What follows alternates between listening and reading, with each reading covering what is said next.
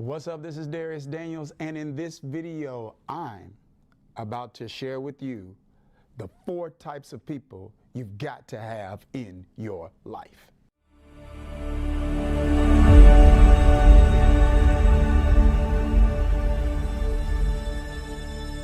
Listen, I've learned this, that I believe all people are equal.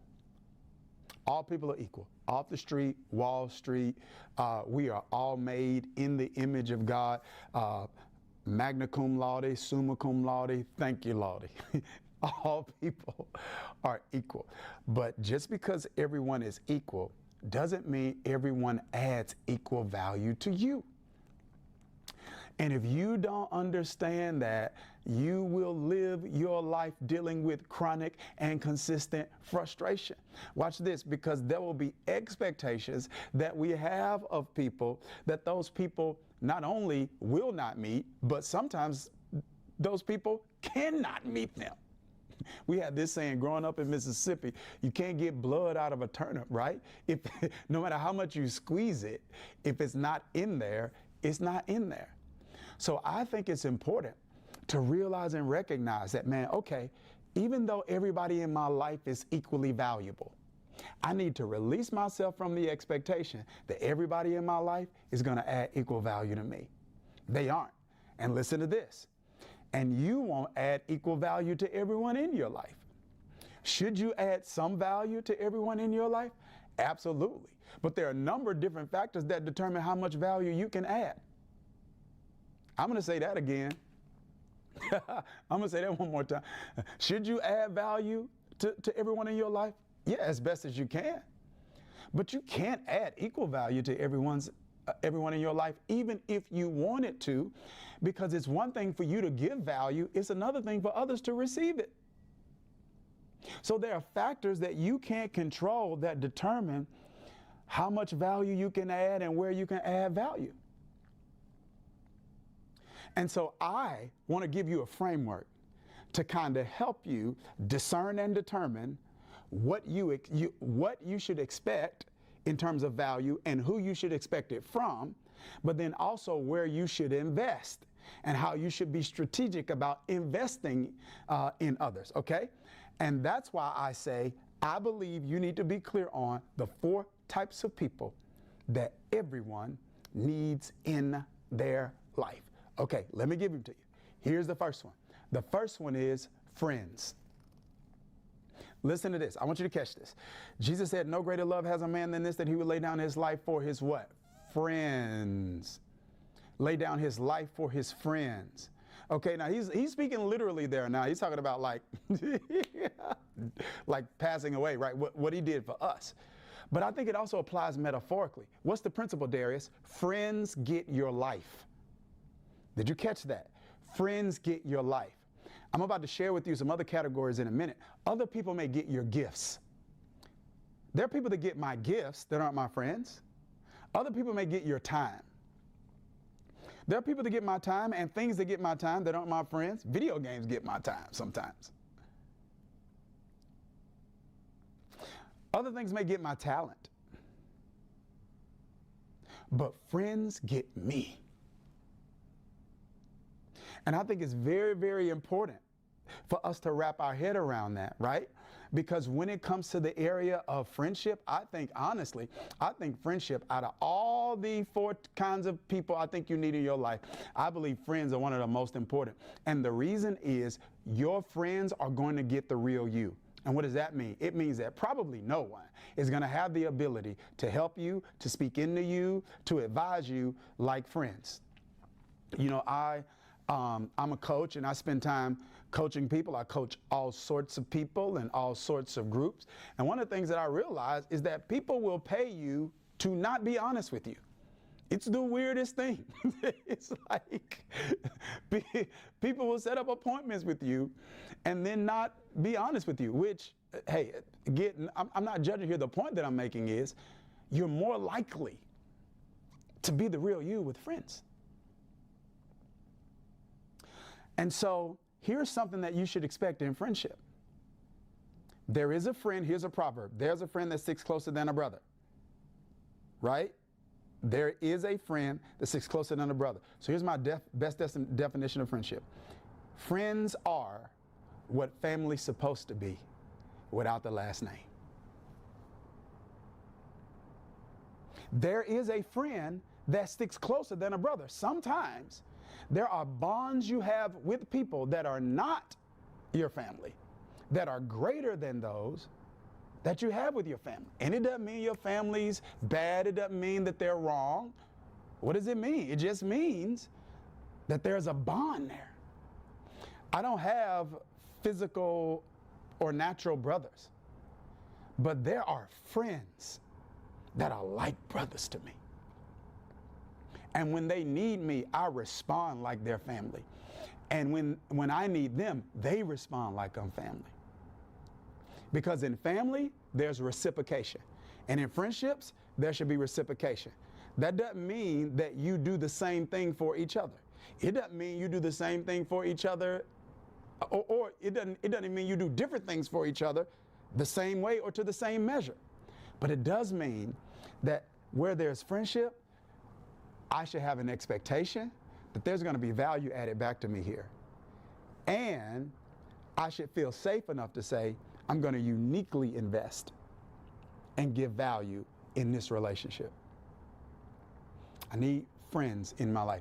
And I'm telling you, we throw that word around loosely, and I think we're too liberal with it. Because if they are not like family without the last name, if friends are what family's supposed to be without the last name. Let me say that again.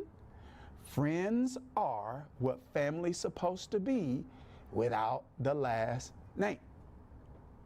If they aren't that, that's not quite friendship. We need friends. Secondly, we need associates. Now, people confuse friends and associates, right? Friends are people that you're doing life with. Associates are relationships that are formed as a result of intersecting schedules, common goals, or common interests. What does it mean? It means that if my kids play soccer and your kids play soccer, we're always at soccer practice together. It means that you and I can have a cordial relationship. But it doesn't mean that the vulnerability I would display with a friend is the kind of vulnerability that I should display with an associate. Now, can an associate become a friend? Absolutely, but you don't treat the associate like a friend until you see that they become one. And so many times people are upset, they're angry, they're mad because they got burned by people because they treated them like one thing when the people were actually another. Associates aren't evil.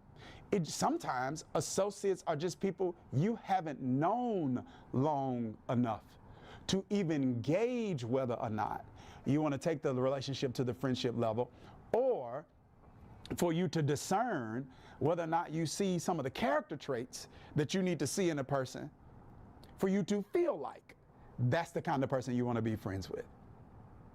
But what can happen is, because there's intersecting schedules, or because we got common goals, that means we can be in masterminds together, or we could be a student, we can be in class together. We can be working together at the same place, right? And so sometimes people confuse those two. And I think you're setting yourself up for great disappointment, because if you're expecting an associate to respond to you like a friend, they aren't. And you're also setting yourself up for great frustration, because you're going to be investing in an associate in a way that you should only be invested in friends. Terrence, what do you mean? That sounds like we should treat everybody equal. We should treat everybody right. We should treat everybody right. We should treat everybody with love. We should treat everybody with honor. But you can't even show me, to me, no matter what faith you are, for me, I'm a follower of Jesus, so my life is based on his pattern and his principles. Even treating everybody right is not treating everybody the same. Out of the 12 disciples, there were 3 of them he spent more time with than he did others. There were 3 of them he took to places he didn't take to others. He went to the Mount of Transfiguration, took Peter, James, and John. He didn't take the other 9. When he went to the Garden of Gethsemane, he took Peter, James, and John. He did not take the other 9, and did not come down and give the other 9 an explanation.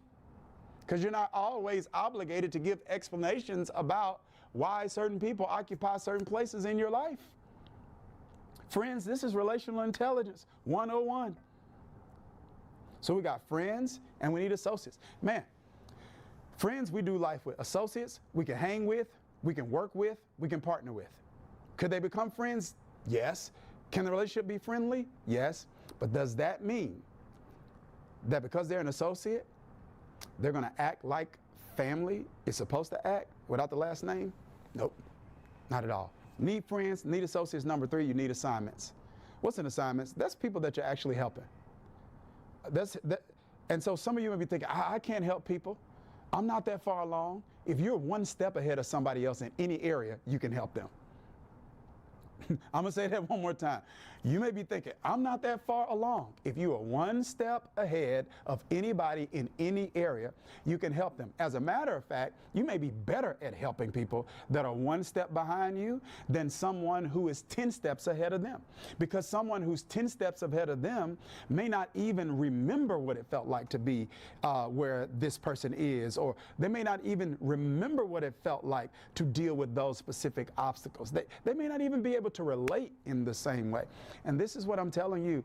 You cannot live a thriving, purposeful life just by being a consumer. You must be a contributor. There is some fulfillment that you don't get until you contribute to the advancement of other people. It's just set up that way. God just created it that way. There is some fulfillment that only comes when you are intentionally making a contribution to another person. And when you're contributing to an assignment, whether a formal or informal mentee, whether the relationship is formal or not, this is what you're realizing. I am sowing in one field, but I'm going to harvest in another. In other words, you're adding value to that person knowing this person is not going to add that kind of value back to me. But it doesn't mean it's not going to come back to me. It's going to come back to me from another person, which is the 4th kind of person you need in your life, and that is a mentor, an advisor. So you need a friend, you need an associate, you need an assignment, you need an advisor. An advisor, what's that? That's a mentor. That's a formal or informal mentor. When I say formal, it means they carry the title. Informal, they may not even carry the title. Doesn't matter. Is there a person that has a degree in a dimension of expertise that they've learned in decades that they can give to you in days? Mentorship. A coach. Yep. When you think coach, most people think like basketball coach, sports coach. I want you to think stage coach. Back in the day, horse and buggy stagecoach. What did stagecoach do? Got you from one place to another. That's what coaches do in life. They get you from one place to another. They help you experience quantum leaps. One of the greatest things that happened to me in my life in 2014 when I was burned out, wiped out, had an anxiety attack, schedule all over the place. I was doing all the church things. I was living right, but I wasn't living well, still overwhelmed, still didn't set boundaries, couldn't manage my time, was pulled in a million different directions. But I was doing all the stuff they told me to do in church. I had a pastor too. But I needed a coach. And the coach helped me do more than live right. They helped me live well. This is what I say to people. I've said this before and I'll keep saying it. I have never in my life invested in a coach. I've always invested in me. What do you mean? That when I invested in a coach, I didn't see it as investing in a coach. I saw it as investing in me. And I think the tribe of people that are in my coaching group, one of my coaching groups, is called Daniel's Den. And danielsden.com. And so we got people from all over the world who are part of that coaching group. And they would say, I'm not investing in Daniel's Den. They would say, I'm investing in me, because the greatest investment I can make is the investment I make in myself. I believe in me enough to invest in me. And I believe if you can get the right people. See, some of us got the right people in our life. They're just not in the right place. They're really an assignment, you're treating them like an associate, or they're really an associate, you're treating them like a friend, or they're really an advisor and you want the advisor to be your friend. But if you can put the right people in your life in the right place, you can have a life that you never dreamed you could have. And I want you to have it. Take care.